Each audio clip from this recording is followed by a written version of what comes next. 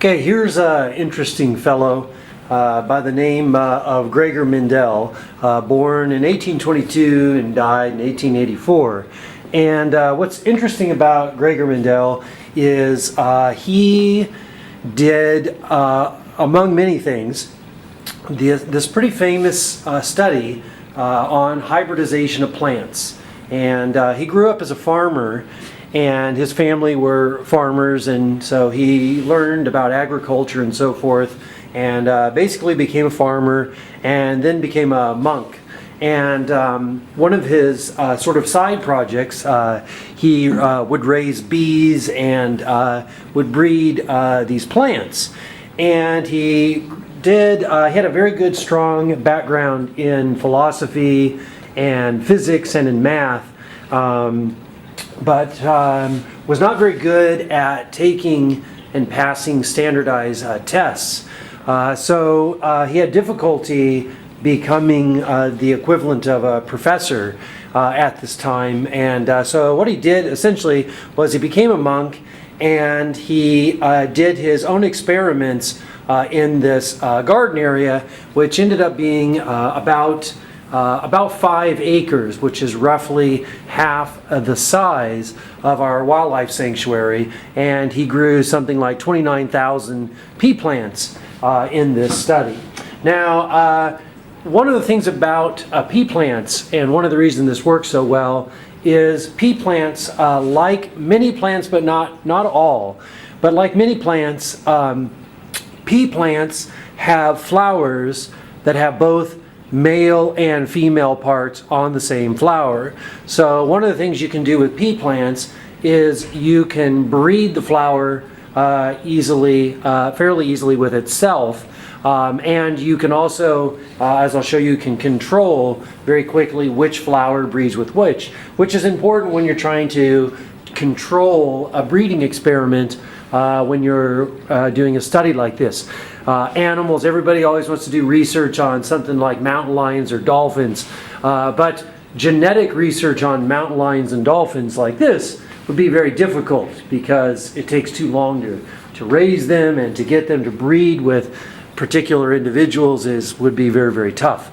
And in a small area like that, you could not have very many mountain lions or dolphins. So the pea plants, they grow pretty quick, and you can get your results pretty quick. And so one of the things you can do is, you can say, take this pea plant and this pea plant, and let's say you want to breed these two. Well, what you can do is you can remove the male parts on this plant so that it doesn't fertilize itself, and you can cross-pollinate with something like a paintbrush. You can go in and mimic what a bee would do, which is pick up pollen from here, and you can transfer it over. So essentially with a simple tool such as a pair of scissors and a paintbrush, you could control this plant breeding with this plant. And what Gregor Mendel found out was that, and again, you have to put into context when this is occurring. You should know by now that the structure of DNA was discovered in 1953 by Watson and Crick and that group of people. So this is something like 100 years before DNA is discovered. So we don't know anything about DNA or the molecules related to inheritance. So this is all based on just observation. Well, what Gregor Mendel found was that you could take certain plants, say plants that gave you yellow seeds, and if you bred these with themselves over and over again, you could get these certain yellow seeded plants that would always, 100% of the time, give you yellow seeds. He also found that there were plants that would always, 100% of the time, give you green seeds. And he found that if you took one of these, and he called that the pea generation. Actually, I don't know if he called it the pea generation. That's what we call it now. He had other terms he used. He was primarily speaking German, and so the terms he used we later reapplied. So we call these now the pea generation, and that either is the parent or the pure breeding generation, however you look at that. But anyway, you take that yellow-seeded, always yellow-seeded producing plant and that green-seeded producing plant, and you fertilize them. So you take this one and you cross it with that one. And what he found was you always got, when these had the offspring, which are basically the babies, that these two plants, a yellow-seeded plant and a green-seeded plant, always gave you yellow-seeded plants. Okay? And so what he was able to do was then he took this plant and said, okay, what if I breed this with itself? What do I get? And what he found was that green color would actually come back. So what he figured out mathematically by sort of playing around with the numbers and counting how many plants he got of each type, he kind of figured out that it seems like that pea plants and other things have 2 copies of every kind of trait or characteristic. And one of them can override or hide the effects of the other. But the one that's hidden isn't gone.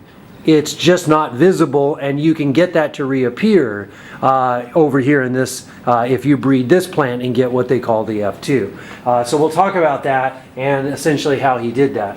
So we need to know some genetic terms now that at the time these were not things that Mendel used himself, but we use them now. And so it's important to sort of make sure we keep track of what these things mean. So first word is the word phenotype. The phenotype is the physical outward appearance of a particular characteristic. So for example, a person that has blue eyes or brown eyes, the phenotype would be blue eyes or brown eyes.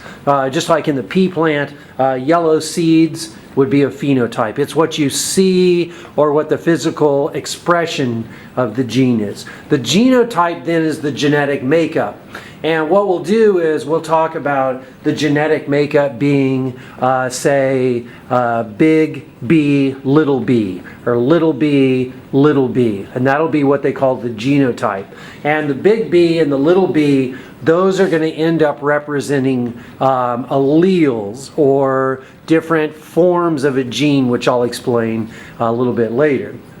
Okay, so a gene then is, we talked about this once before with protein synthesis, but a gene is basically, it's a section of DNA that either makes a protein or at least it makes part of a protein. We know now that sometimes several genes will form these separate polypeptide chains, and that those then come together to make a functional protein. But essentially, a gene makes or codes for a piece of RNA that will be transcribed and translated into a certain polypeptide. Okay? Now, it turns out that your genes can differ, and you can have different forms of the same gene, which probably makes sense to you if you think about it. And we call an alternate form of a gene, we call those alleles. So if you have a gene for, say, blue eyes and you have a gene for, say, brown eyes, those would be different alleles. They both have something to do with eye color, but there's 2 different sequences, 2 different codes, and one gives you brown eyes and one can give you blue eyes. And often those alleles are, if we keep it simple in the beginning here, one is often will be dominant and one will be recessive. When you have a dominant allele, basically that means that that allele or that gene, that code will make a protein that is typically a functional protein that will operate and will make something happen. So as long as you have one copy of the dominant allele, that will usually produce a product like a protein, and you're going to see the result of that protein. Okay?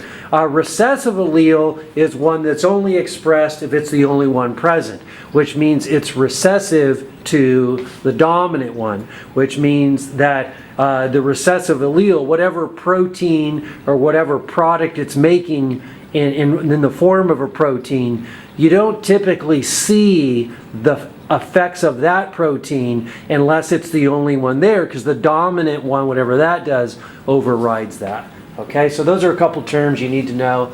And also, we'll talk about when you have two genes that are the same or if they're different. If your alleles are exactly the same, we say that's homozygous, and if they're different, we'll say that's heterozygous. So these, once again, this is a genotype, big P, little p. Since they're both the same in both cases, that's called homozygous.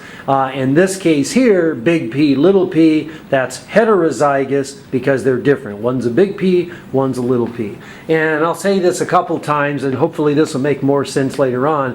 What the P's are going to end up representing, those are going to represent a sequence of DNA nucleotides that make a certain protein. So what the big P really stands for is it's going to be a section of DNA that's a gene that when you transcribe or translate that, it makes a certain kind of protein. And the little p then is basically the same exact gene in that area, but the sequence is different. So the little p represents the same area on a chromosome, but instead this has a different sequence which gives you a different protein. So homozygous means the two things are the same. Heterozygous means that the things are different. And you always are going to have two of these in this case because you get one from your mom and one from your dad. So you always have, you know, if you talked about, if you remember when we talked about haploid and diploid, that'll come up again here. But you get one set from mom and you get one set from dad. Okay, so here again, once again, haploid cells, remember, those have one set of chromosomes. Diploid cells have two sets of chromosomes. Haploid cells are things like sperm and egg, and those fuse together to give you diploid cells. Okay, and then basically all the cells in your body then are diploid cells. So one of the things Mendel found out was that there were a whole bunch of different kinds of traits. There were, for example, there were smooth seeds and there were wrinkled seeds.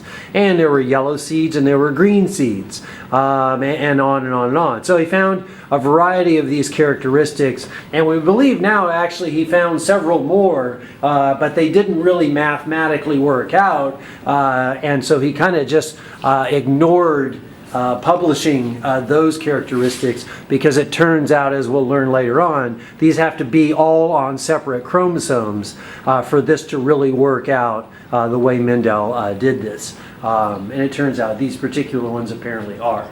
Okay, so what we're going to be doing coming up next is explaining how you go from plant to functional gene. So I'm going to stop there and then we'll continue on and talk about Punnett squares and so forth.